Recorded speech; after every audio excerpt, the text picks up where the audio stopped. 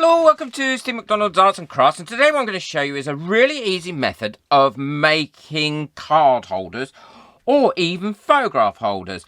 And I'm going to be using this heart mould here plus these really easy and cheap to buy card holders or photograph holders. They're great for weddings, parties, bar mitzvahs, anything that you want to arrange seating or show photographs on.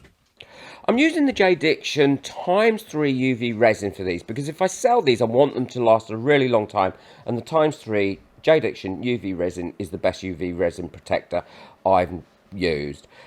Now, I'm not going to talk too much about what I'm doing here because you can see what I'm doing on the screen, but I am going to be talking about how I price these. And each one of these individual hearts, once they're completely finished, comes at a cost to me of about 35 pence. So that's 40 cents in USA money, which is really quite cheap. But I make sure that I have a sliding scale on how I price these up to sell, because often I sell these in bulk or take orders for these for weddings, actually Valentine's parties, all different sorts of things. So I have a sliding scale for that. Now, if I sell them individually, maybe on a stall or somewhere like that, I'll sell them individually for £2 each, which is about $2.40. I just want to say a quick thank you to all my members whose names are coming up now, who benefit a lot from my business talking and advice as well. So if you want to become a member, the link for that is in the description below. So as these cost me 35 pence or 40 cents, I sell them individually £2 each. But if I'm selling 10, a pack of 10, and I sometimes sell them in packs of 10 or little boxes of 10, for £1.50 each, or £15 for the box of 10, which is about 18 American dollars.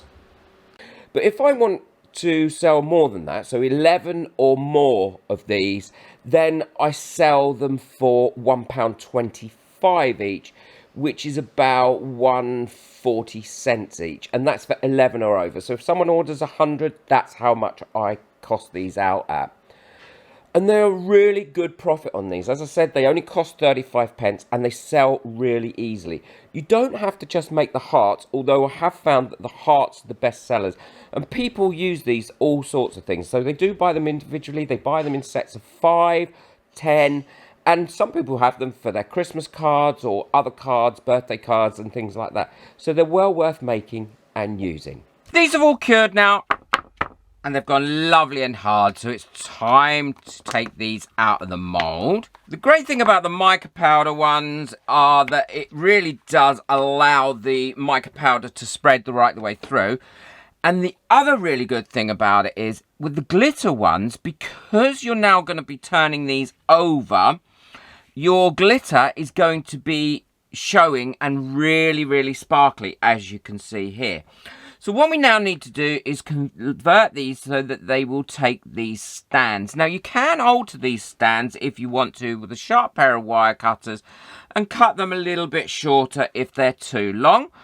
But it's entirely up to you how long you want them. Now, I'll show you how easy it is to cut down. If I want them to be that length, I will just cut them down like that, and that has shortened them. The reason they come long is if you want to have them in something that's a little bit deeper. These ones aren't as long, but again, with the wire, if you want to, you can cut them down. Be careful though, you don't want that pinging off and hitting you in the face. There we are. So that one's a bit shorter now as well.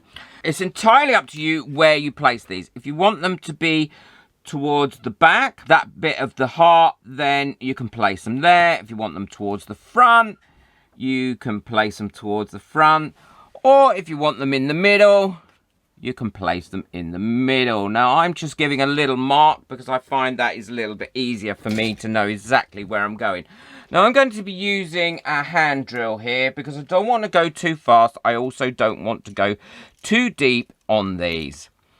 So let me show you how I do that. I just tighten that on there. These are readily available and they're not much. They're not expensive at all, just a few dollars. I use these quite a lot. I do use my Dremel quite a lot as well. but it depends on what I'm doing of which tool I'm going to use. Tighten that on there and then place that over your dot if you've got it into the position that you want, and then just drill your little hole in. Now I'm going to do a variety of sizes here and lengths, and once I've drilled all the holes, see how easy that is drilling? Look at that, lovely. Once I've drilled all the holes, not gone right the way through the bottom because I don't want to go through the bottom completely, but you'll be able to see that because most of the bottoms on these are transparent. And that's why I said don't over pour, because that way you've got a nice flat bottom. And it is really about the only time in life that you want to have a flat bottom. And then take that out and see how deep that has gone in. And if it's deep enough, then you're laughing, Bob's your uncles, Fanny's your aunt, and then you've got your little stand. So I'm going to go ahead, I'm going to finish drilling all these out, and then I'll show you how I fix this in there. Now I tried to choose a drill that is as close to, or a drill bit that is as close to the diameter as that as possible, because I want that to be sitting in there nice and tight like that. The easiest way I've found to secure these in is by using E6000. I will link it in the description below, so don't worry about that. And all I do is push a little bit out, then push the tip in like that into the E6000. Because we've got a nice tight seal in there that we've drilled in, I then push it in, take it out again, and then push it in. That way I can make sure that I've got glue all the way in, and then wiggle it down. Then once it's wiggled down, if there's any overspill of glue, I can then push that around and clean that off. And the same for these ones, which have got the larger, like the wiry bits on. I just squidge them round in the E6000. Squidge it around with my fingers to make sure I've got it nicely coated into all those little grooves. Put another bit of E6000 in there. Pull it in. Give it a twist round this one.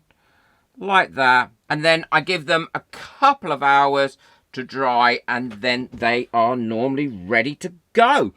And there we have some really useful placeholders, card holders, or even Christmas card holders. These are part of my series of products that sell well. Again, these cost next to nothing to make. You could have this mould to the side and just use the leftover resin in it. Or you could do this with any sorts of moulds. You could even do it with chess piece mould, anything that you wanted. Hearts, I think, are great because they're ideal for weddings. And certainly, let me just take this cat card out of that one. And certainly with that colour, glitter makes it really ideal for weddings. But if you're not into that sort of thing, again, you could have the stars. Let me know what you think of these in the comments below. It really does help my video if you could boot this. Make these, put them on your stall, put them on your website, or even offer them as bespoke items that you could make for somebody for their parties, their barbecues, their weddings and things like that. Or make yourself some and put special Christmas cards and birthday cards in them, or photographs of loved ones as well. There is no end what you can do with this technique. Check out the rest of the videos in this series. I will link it at the end of here, and it will be added to over the next few months as well. Links for everything that I've used are in the description below. If you want to get hold of this and start making them, then it's easy to get hold of the links, along with the link to buy me a coffee if you want to say thank you and help support this channel. Take care, enjoy your resin, bye.